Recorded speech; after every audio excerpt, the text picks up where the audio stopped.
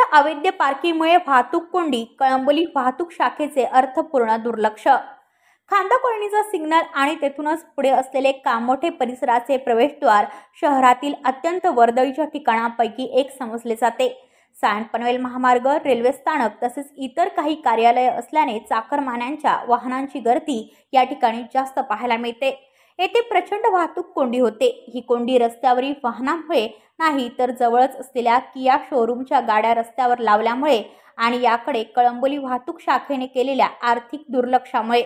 Police आणि showroom चालकांचे हितसंबंध असतीलही, पण त्यामुळे सर्वसामान्य नागरिक तासनतास या वाहतूक कोंडीत अडकून पडतो। त्याचे काय?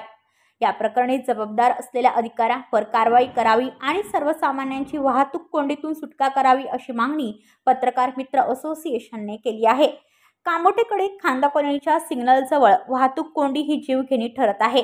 सायंट पनवेल महामार्ग जात असल्याने अवजड वाहने तसेच आजूबाजूला इन्कम टॅक्स कार्यालय, अनेक हॉटेल्स असल्याने नेहमीच गर्दी होत असते।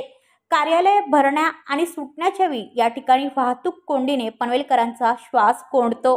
मात्र जवळच असलेल्या किया शोरूमचा मालक याच रस्त्यात आपल्या शोरूम मधील वाहने तसेच ग्राहक आणि कर्मचाऱ्यांची वाहने सर्रास उभी करतो।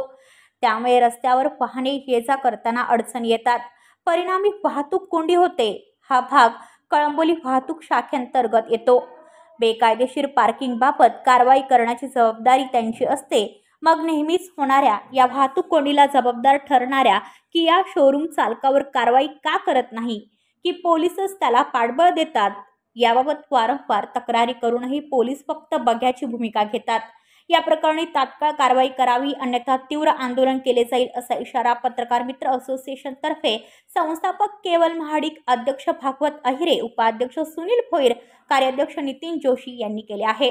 ब्युरो रिपोर्ट, पनवेल, कोकण संध्या न्यूज।